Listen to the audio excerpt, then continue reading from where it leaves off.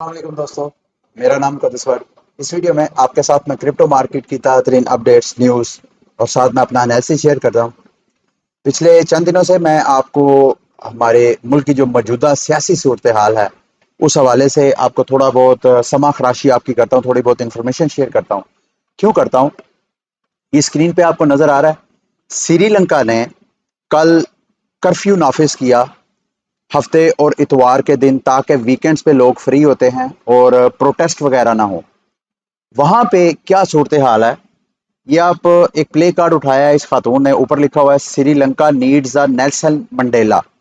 ये एहतजाज वहां पे क्यों हो रहा है? चंद एक बुलेटिन में जो सबका मैंने किए हैं, उसमें मैंने श्रीलंका की सूरत हाल को आपके साथ शेयर किया है। सेम उसी तरह की सूरत हाल खुदा ना खास्ता हमारे मुल्क में भी क्रिएट हो सकती है। और अगर ऐसा होता है तो बीइंग अ पाकिस्तानी आप सबकी लाइफ जो है वो असरअंदाज हो सकती है। वहां पे इकोनॉमिक क्राइसिस की वजह से पिछले दिनों मैंने आपको ये भी बताया कि वहां पे जो सरकारी टेक्स्ट बुक्स हैं स्कूल के लिए, बच्चों के स्कूलों के लिए जो सरकारी कुतुब वगैरह प्रिंट करनी थी, उसके पैसे नहीं थे। उनके पास इतने पैसे नहीं थे कि जो बैरून ममालिक जो एम्बेसीज थी श्रीलंका की, उसको वो चला सके।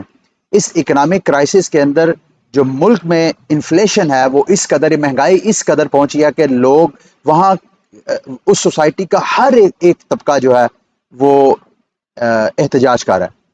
और हमारे मुल्क में जो इस वक्त सियासी दंगल चल रहा है, सेम उसी तरह के हालात खुदा न खास्ता हो सकते हैं अगर इसको कोई सहारा नहीं दिया जाता, इसके अंदर कोई स्टेबिलिटी के स्टेप्स नहीं लिए जाते। कल खान साहब ने असम्बलियों को भी तहलील कर दिया और आइंदा 90 रोज के अंदर, 90 दिनों के अंदर अंदर इलेक्शन की कॉल दे दिया। अब सुप्रीम कोर्ट में हेयरिंग हो रही है। आज मेरा ख्याल है 1 बजे के करीब हेयरिंग स्टार्ट होनी है। मेरा ख्याल है, जो मैंने कल से जो टॉक शोज वगैरह में लर्न कर रहा हूँ, जो सुप्रीम कोर्ट है वो मोस्ट प्रोबेबली जो पार्लियामेंट की प्रोसीडिंग्स हैं, जो पीटीआई हुकूमत ने किया, उसको शायद वो नल एंड फाइड ना करे। शायद शायद की मैं बात कर रहा हूँ। ज्यादातर जो चांसेस हैं, जो एनालिस्ट हैं, वो यही कह रहे हैं कि सुप्रीम कोर्ट जो है आइंदा इलेक्शन का कोई लाइहा अमल तय करेगी और उसमें यही उम्मीद की जा रही है कि 90 रोज के अंदर, 3 माह के अंदर अंदर नई हुकूमत कायम हो। अगर ऐसा होगा तो पाकिस्तानी रुपये को, पाकिस्तानी मुआशरे को, इस सोसाइटी को, इसकी इकोनॉमी को कोई थोड़ी बहुत स्टेबिलिटी नजर आ सकती है। हमारा जो पाकिस्तानी रुपया है वो शायद शायद इतना नीचे ना गिरे जितना का मैंने पिछले दिनों आपको कहा कि शायद पाकिस्तानी रुपए, जिस तरह के हालात बढ़ रहे हैं, 4 हुकूमतें चेंज होनी थी। अगर जो पुराना तरीकाकार के मुताबिक, जो पुराना प्लान था कि सबसे पहले खान को हटाना है, फिर उसके बाद शहबाज शरीफ ने आना है, शहबाज शरीफ ने आके इलेक्टोरल रिफॉर्म्स करने हैं। कौन से इलेक्टोरल रिफॉर्म्स करने हैं? यानी जो खान ने तब्दीलियां की थी इलेक्टोरल रिफॉर्म में, कि जो बैरूनी ममालिक पाकिस्तानी हैं वो भी वोट कास्ट कर सकते हैं। शहबाज शरीफ ने आके वो ख़त्म करना था सिस्टम। क्यों करना था? क्योंकि उनको पता है कि बैरूनी ममालिक जितने पाकिस्तानी हैं, उनकी मेजॉरिटी जो है वो खान को सपोर्ट करती है, पीटीआई को सपोर्ट करती है। तो इन्होंने इलेक्टोरल रिफॉर्म करने थे। उसके अलावा और जो मार्केट में ये भी कहा जा रहा है, एनालिस्ट कुछ ये कह रहे हैं कि इसहाक डार और नवाज शरीफ की वापसी और इनके ऊपर जो अपने केसेस हैं, शहबाज शरीफ और शरीफ खानदान के ऊपर, उन केसेस में भी इसी पीरियड के दौरान इन्होंने रिलीफ लेना था, ताकि मुकम्मल क्लीन चीट लेके वो इलेक्शन में जाते। तो ये चीज, उसके बाद फिर जब इन्होंने नई इलेक्शन कॉल करनी थी, उसके बाद इंटरम गवर्नमेंट आनी थी, उसने भी 3 माह तक रहना था, फिर उसके बाद नई हुकूमत। तो ये 4 हुकूमतें चेंज होनी थी। इस बुनियाद पे मैंने कहा था कि मेरे दोस्तों भाइयों, आप लोगों ने उस हिसाब से तैयारी करके जहन में बैठना है। ये ना हो को एकदम आपको सरप्राइज मिले। जो पाकिस्तानी रुपया है, अगर उसकी कदर कम होती है तो महंगाई जो है वो शूट करती है। अगर महंगाई शूट करती है तो आप लोग जो मेहनत करने वाला तबका है, वो तो अच्छा खासा हिट होता है।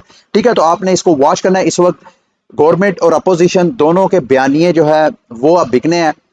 गवर्नमेंट का बयानिया ये है कि अमेरिका ने हमारे जो मुल्की मामलात है उसमें इंटरफेयर किया है। क्यों इंटरफेयर किया है? क्योंकि हमने आज़ाद खारजा पॉलिसी अपनाने की कोशिश की है।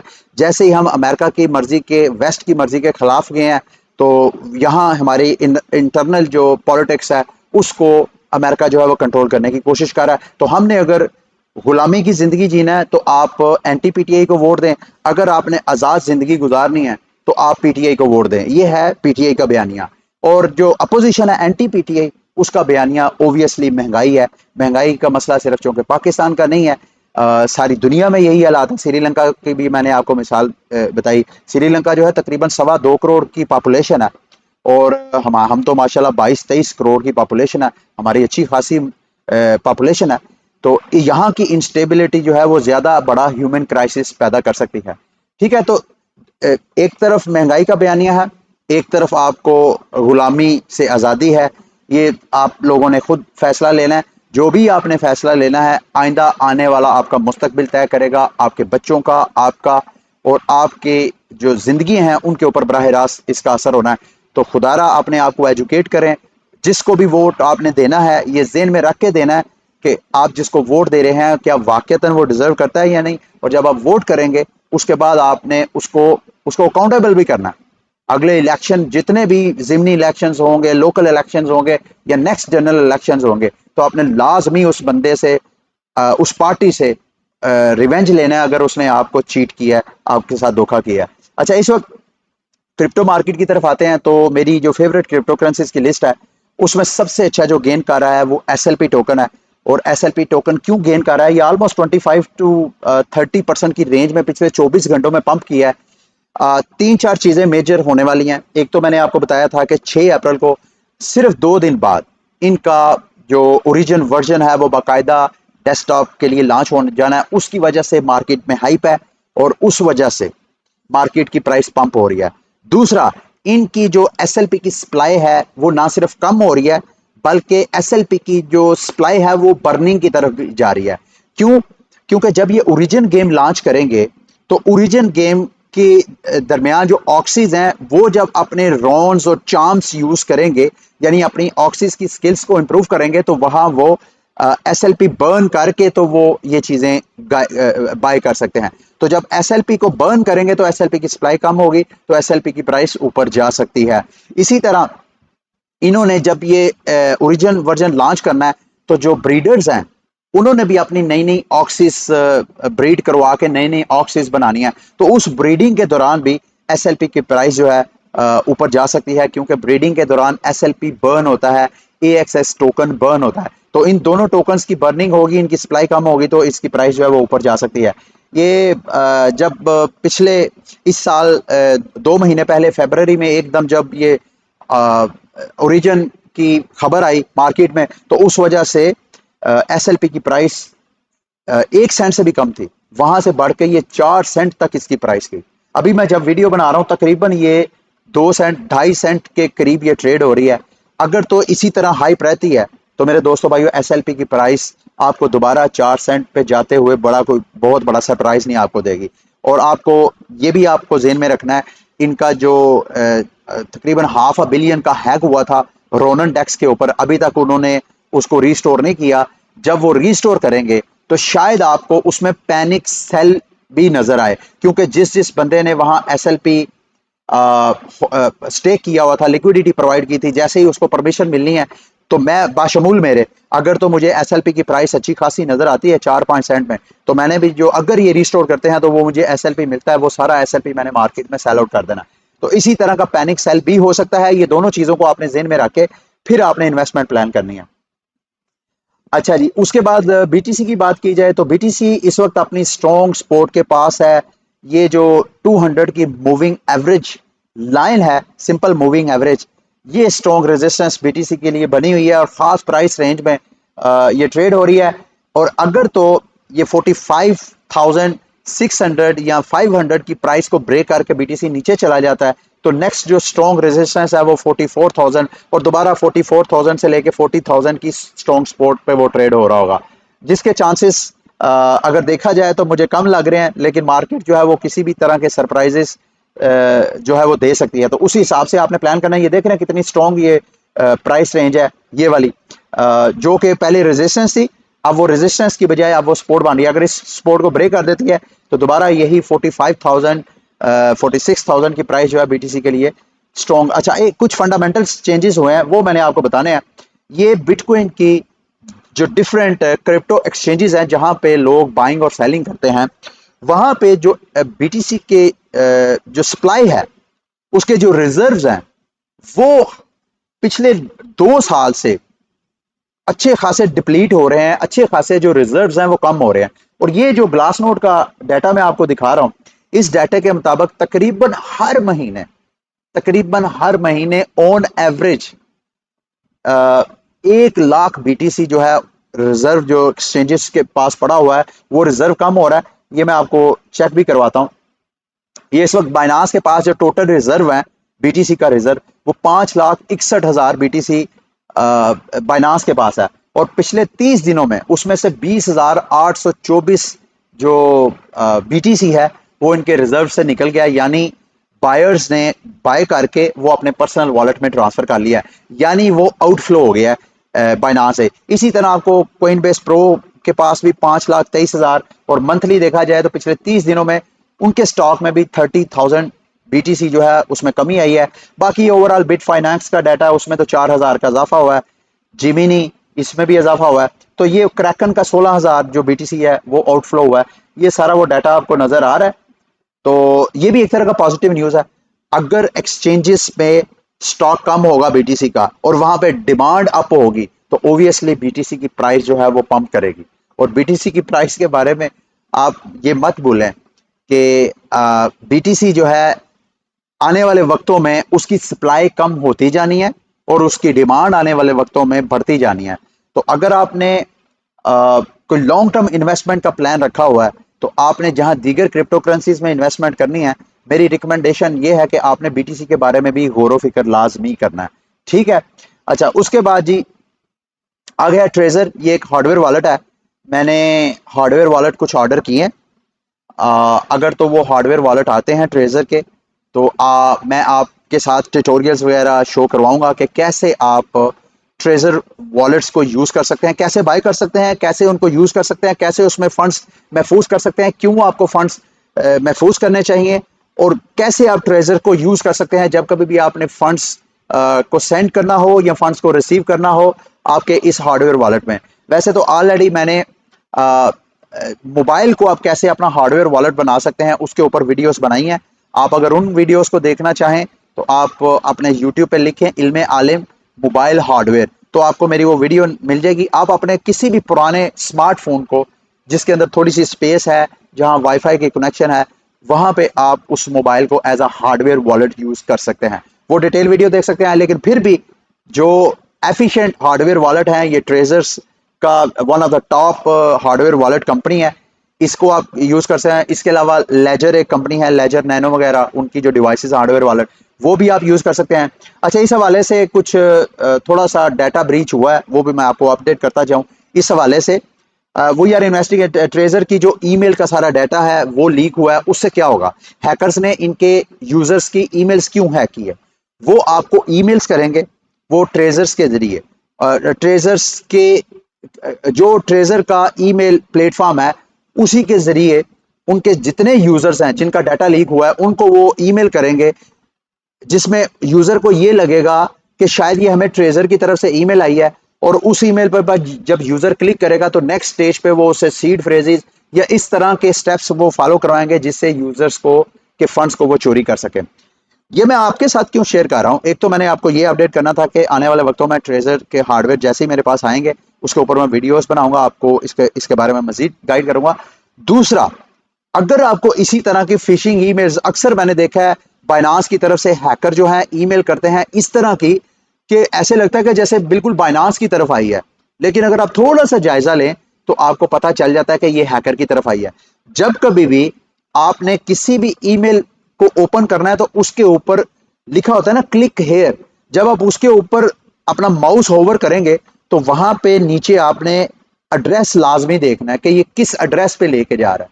तो आपने जहां कहीं भी जाना है, आपने एक चीज मेक श्योर करनी है, कभी भी अपनी यूजर नेम पासवर्ड का डाटा वहां पे एंटर नहीं करना जब तक कि आपको मेक श्योर ना हो जाए कि वाकई ये बाइनांस की वेबसाइट है या वो वेबसाइट है जिसकी तरफ से आप ईमेल लिख रहे हैं। इसको मेक श्योर करें। अपने 2F जो वेरिफिकेशन है उसको आप अपने जो मोबाइल है उसको ये सारी चीज़ों की वेरिफिकेशन करने के बाद आपने उस ईमेल को प्रोसीड करना है। अच्छा, उसके बाद जेपी मॉर्गन के जो थिंक टैंक है उनकी तरफ से एक थोड़ी सी क्रिप्टो मार्केट के हवाले से एनालिसिस आया, मैंने सोचा मैं वो आपके साथ शेयर कर दूं।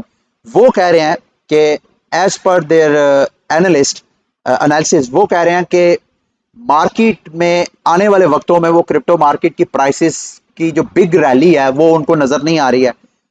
क्यों नजर नहीं आ रही है? उनके बकौल वो कहते हैं कि जब कभी भी आप हिस्टोरिकली देखें तो स्टेबल कॉइन की जो रेशो है क्रिप्टो मार्केट के टोटल मार्केट कैप के साथ, जब कभी भी वो मोर देन 10% होती है तो क्रिप्टो मार्केट जो है वो अच्छा खासा पंप करती है। तो उनके डाटा एनालिस्ट ने ये समझा कि इस वक्त जो स्टेबल कॉइन की रेशो है मार्केट के दीगर जो क्रिप्टो करेंसीज हैं, टोटल मार्केट कैप है, वो है ऑलमोस्ट 7%, यानी लेस देन 10%। तो उनकी नजर के मुताबिक आने वाले वक्तों में आपको शायद मार्केट थोड़ा बहुत स्लोली स्लोली पंप करती तो नजर आए, लेकिन बिग पंप्स, बिग रैलीज आपको ना नजर आए। इस बात में थोड़ा सा मुझे वजन भी लग रहा है, क्योंकि देखें स्टेबल कॉइन्स एक तरह की कैश है क्रिप्टो मार्केट के अंदर ना। जैसे आपने अगर कोई लोकल मार्केट में कोई फ्रूट्स बाय करने जाने हैं, वेजिटेबल्स बाय करने जानी है, या कोई भी शॉपिंग करने जानी है, तो आपके हाथ में फियाट करेंसी, आपके पास पैसा कैश होगा तो आप कोई बाइंग सेलिंग कर सकेंगे ना। तो इसी तरह क्रिप्टो मार्केट के अंदर अगर स्टेबल कॉइन ज्यादा होंगे तो आप वहां पे शॉपिंग वगैरह कर सकते हैं। तो ये एक तरह का एनालिसिस पे मैं एग्री करता हूँ। उस हिसाब से आपने प्लान करना है, इसी वजह से मैंने आपके साथ शेयर भी किया है। अच्छा जी, इथीरियम की फंडामेंटल्स के बारे में मैं ऑलरेडी पिछले चंद बुलेटिन्स में आपके साथ डिटेल डिस्कस करता आ रहा हूँ। अभी मैं एक और फंडामेंटल आपके साथ शेयर करूंगा जो कि इनके मर्जिंग से पहले पहले एक तरह का सिग्नल दे रहा है कि इथीरियम की प्राइस इस साल के एंड तक लाजमी $10,000 तक जानी चाहिए। इस साल के एंड तक इसको लाजमी जाना चाहिए। अगर कोई ऐसा फंडामेंटल चेंजेस नहीं, मार्केट में कोई ऐसा पैनिक नहीं होता, तो nobody can stop Ethereum touching $10,000 पर कॉइन।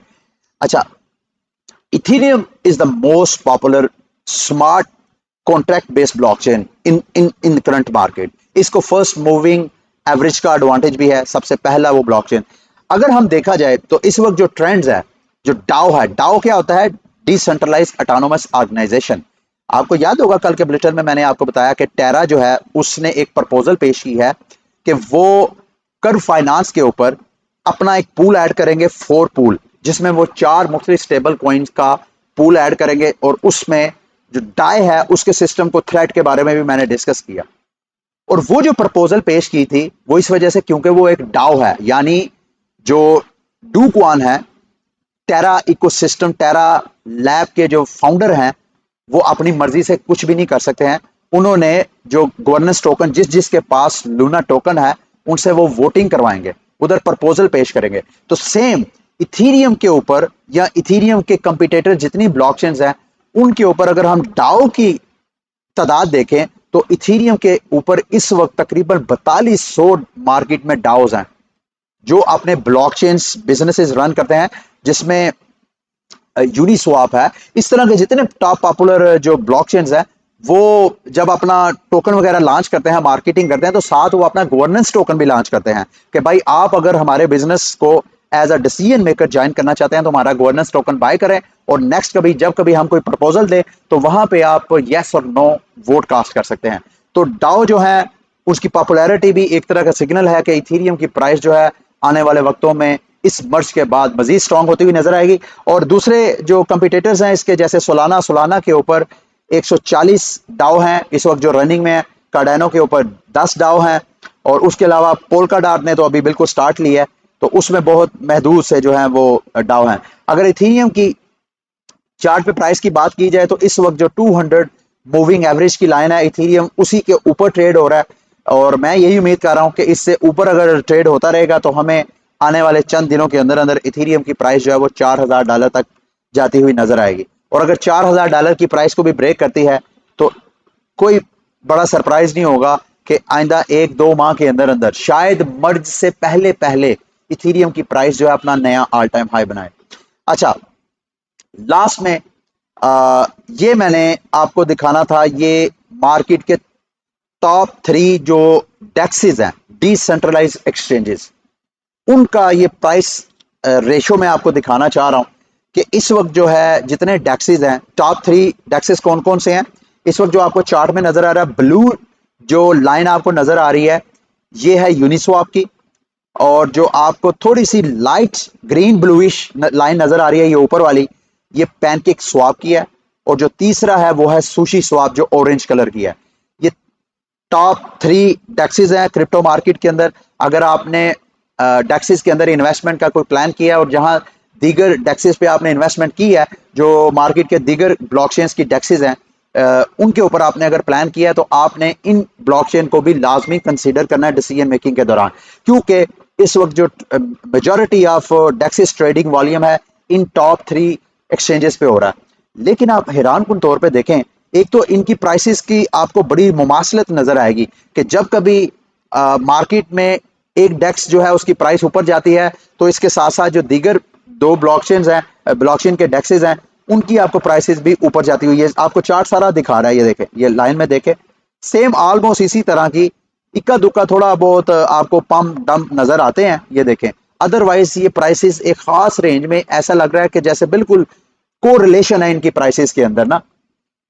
अच्छा, अब हम इनकी वन बाय वन चार्ट के ऊपर देखें तो यूनिस्वाप की इस वक्त जब मैं वीडियो बना रहा हूं तो इसकी प्राइस ट्रेड हो रही है तकरीबन तकरीबन $12 के पास। इसी तरह जो पैनकेक स्वैप है उसकी जो प्राइस ट्रेड हो रही है तकरीबन $10 के पास। और सुशी स्वाप जो है तकरीबन $4.5 के ऊपर ट्रेड हो रहा है।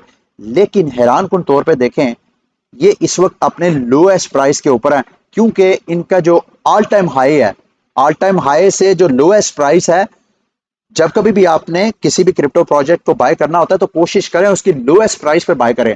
और आप इसको फॉर्चुनेटली कहें या जो मर्जी कहें, इस वक्त इन तीनों डेक्सेस के जो प्राइसेस हैं वो ऑलमोस्ट अपने लोएस्ट प्राइसेस पे ट्रेड हो रही हैं।